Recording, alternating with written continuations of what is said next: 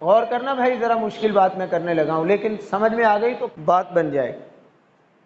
اگر آپ کہیں کہ نماز پڑھنا عبادت ہے، بہت اچھا کام ہے، قرآن میں بھی ہے، حدیث میں بھی ہے، لیکن 3 موقعوں پر ہمیں کہا ہے کہ تم نماز نہیں پڑھ سکتے۔ جب سورج طلوع ہو رہا ہو،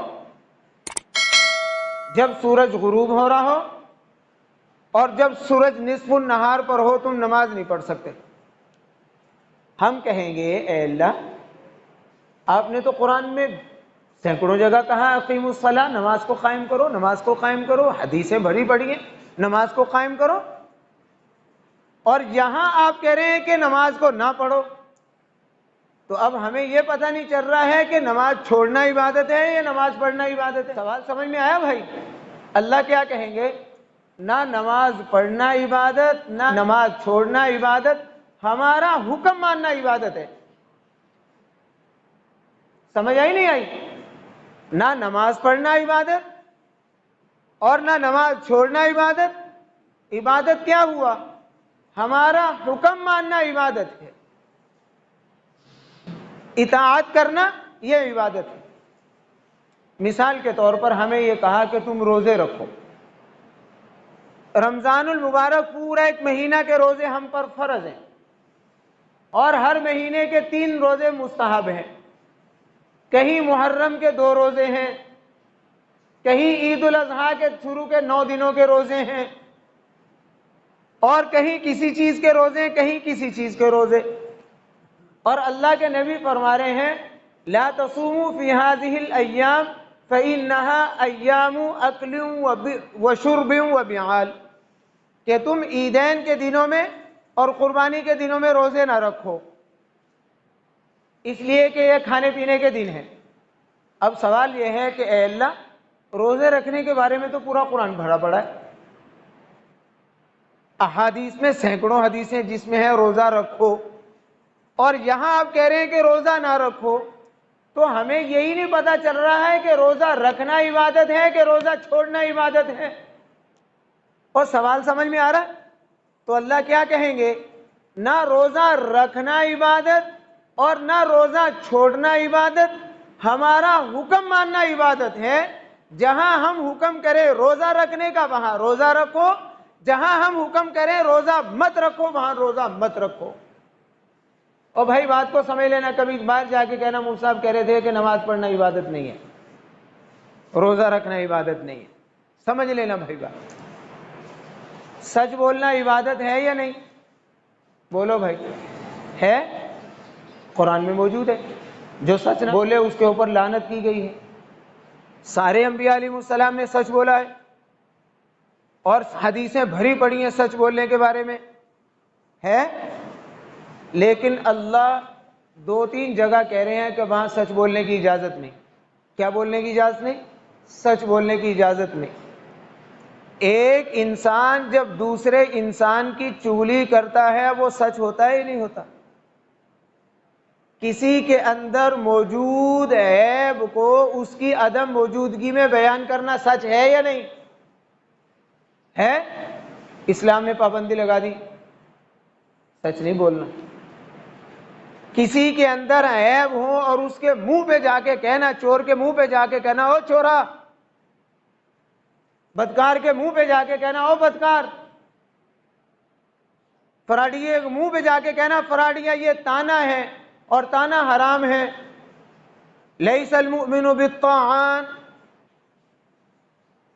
اللہ کے نبی فرما رہے ہیں تانا دینے والا مسلمان ہی نہیں۔ تو سچ ہے یا نہیں؟ اجازت دی ہمیں سچ بولنے کی؟ نہیں۔ اور مثالیں نہیں دیتا، بس یہی کافی۔ تو ہم کہیں گے اے اللہ، آپ نے تو قرآن میں کہہ رکھا ہے سچ بولا کرو۔ اگر میں سچ بولتا ہوں چگلی میں اور تانے میں، آپ کہتے ہیں سچ نہ بولو، تو ہمیں یہ تو بتایا جائے کہ سچ بولنا عبادت ہے یا سچ چھوڑنا عبادت ہے۔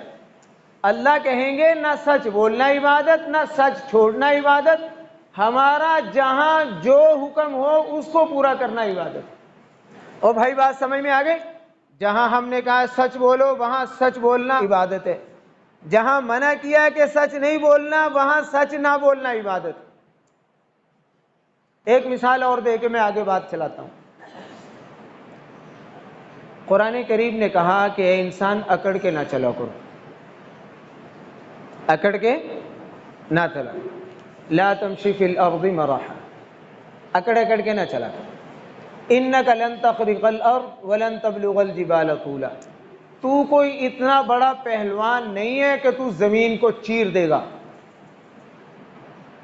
یا اتنا تگڑا نہیں ہے کہ تو پہاڑوں کی بلندیوں کو چڑھ جائے گا، نہ تو زمین چیر سکتا ہے نہ تو پہاڑوں کی بلندیوں کو پہنچ سکتا ہے۔ انک لن تخرق الارض ولن تبلغ الجبال طولا، لہذا نہ تو زمین پھاڑ سکتا ہے اور نہ تو آسمان کی بلندیوں کو چھو سکتا ہے، لہذا تو اکڑ کے نہ چل۔ معلوم ہوا اکڑ کے چلنے سے منع کیا گیا۔ لیکن جن ساتھیوں کو اللہ نے عمرے کا موقع عطا فرمایا یا حج کا موقع عطا فرمایا، آپ کو پتہ ہے کہ طواف کرتے ہوئے شروع کے حصے جو ہیں ان میں اکڑ اکڑ کے چلنا ہوتا ہے، چلنا ہوتا ہے جس کو رمل کہتے ہیں، اکڑ اکڑ کے چلنا۔ وہاں کس کا حکم ہے اکڑ کے چلنا؟ حضرت محمد صلی اللہ علیہ وسلم اور صحابہ وہاں اکڑ کے چلے طواف میں۔ اب سوال یہ ہے کہ اے اللہ آپ تو کہہ رہے تھے اکڑ کے نہ چلا کرو، اور یہاں کہہ رہے ہیں اکڑ کے چلو، تو سوال یہ ہے کہ اکڑ کے چلنا عبادت ہے یا عاجزی سے چلنا عبادت ہے؟ اللہ کہیں گے ہم جو حکم دیں وہ ماننا عبادت ہے۔ جہاں اکڑ کے چلنا کہیں وہاں اکڑ کے چلو تو وہ عبادت، جہاں عاجزی سے چلنے کو کہا وہاں عاجزی سے چلو وہ عبادت۔ بھائی بات سمجھ میں آ گئی؟ وقت کم ہے، میں نے آگے چلنا ہے اس لیے میں یہی ختم کرتا ہوں۔ معلوم کیا ہوا کہ اللہ کا حکم پورا کرنا یہ عبادت ہے۔ حضرت محمد صلی اللہ علیہ وسلم کے طریقے کو لے کے چلنا، آپ کی سنت کو لے کے چلنا یہ عبادت ہے۔ اپنی مرضی کرنا یہ عبادت نہیں ہے۔ اب اللہ نے کیا کہا؟ حلال کمانے کا حکم کس نے دیا؟ بولو یا اللہ نے؟ تو دکان پر بیٹھنا عبادت ہوا ہی نہیں ہوا، لیکن کب؟ اللہ کے حکم کے مطابق ہو، حضرت محمد صلی اللہ علیہ وسلم کی سنت کے مطابق ہو، سچ بولا جائے، دیانت داری کی جائے، امانت میں خیانت نہ کی جائے تو تجارت عبادت ہے۔ ایک آدمی ذمہ دارہ کر رہا ہے تو ذمہ دارہ عبادت ہے۔ علم والے کی عبادت علم کے ساتھ جڑی ہوئی ہے، بیمار کی عبادت بیماری کے ساتھ جڑی ہوئی ہے، غریب کی عبادت غربت کے ساتھ جڑی ہوئی ہے، مالداری کی عبادت مالداری کے ساتھ جڑی ہوئی ہے۔ مالدار پر زکوٰۃ ہے، غریب پر زکوٰۃ نہیں، مالدار پر قربانی ہے، غریب پر قربانی نہیں، مالدار پر حج ہے، غریب پر حج نہیں، مالدار پر عشر ہے، غریب پر عشر نہیں۔ اور بھائی سمجھ میں آ رہی؟ غریب کو کہا کہ تیری غربت بھی عبادت میں آ سکتی ہے بشرطے کہ اللہ کے حکم کے مطابق چلو۔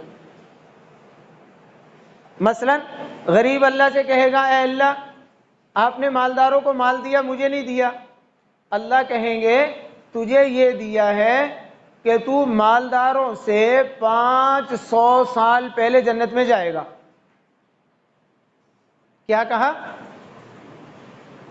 غریب کو کیا کہا؟ تو امیر سے 500 سال پہلے جنت میں جائے گا۔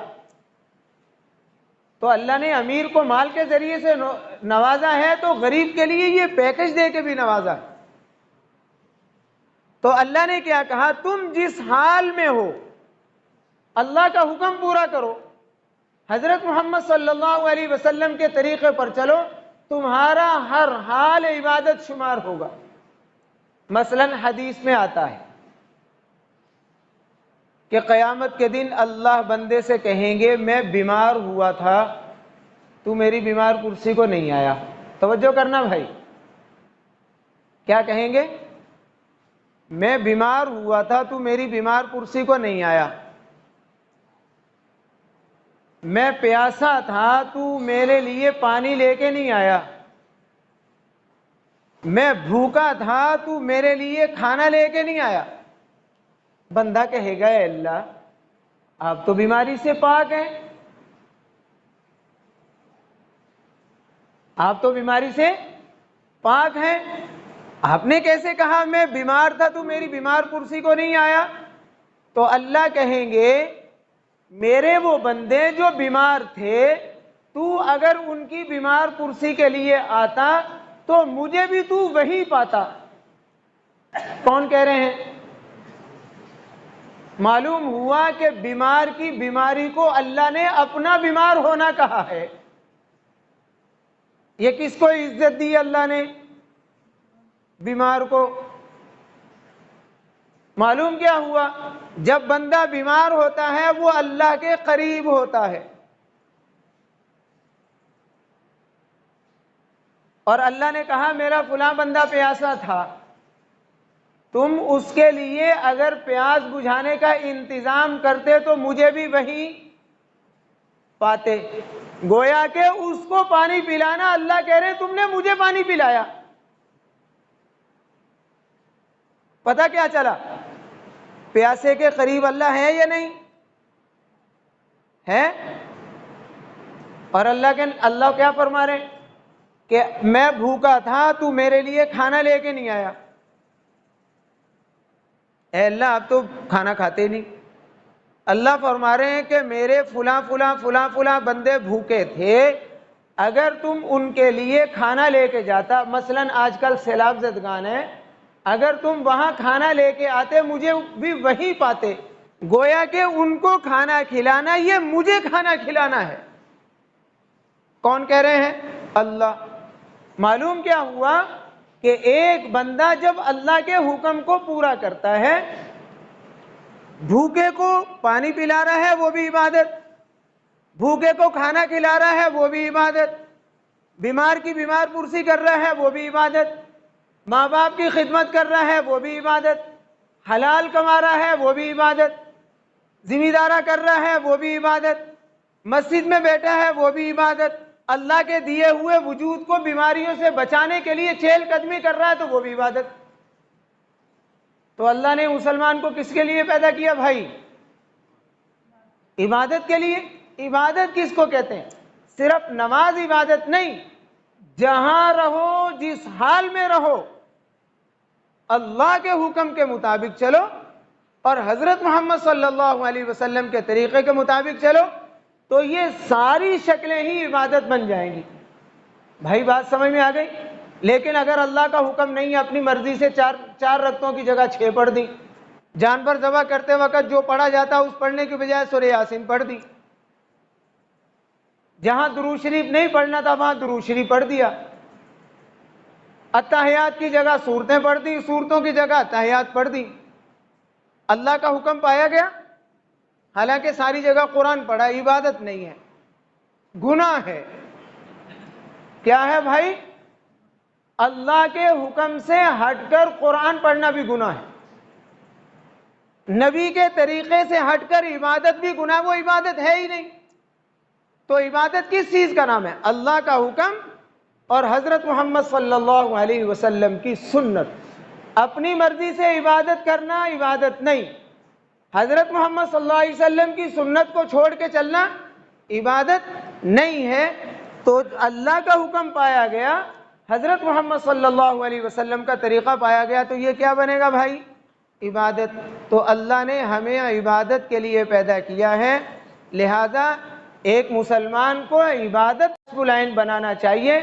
روٹی کھانا یہ تو بھینس ہم سے زیادہ کھاتی ہے، اور بہت سارے مقصد جو ہم نے بنا رکھے ہیں یہ تو جانور کے مقصد بھی ہیں، یہ انسان کے مقصد نہیں ہے۔ اللہ رب العزت ہم سب کو سمجھنے کی توفیق نصیب فرمائے۔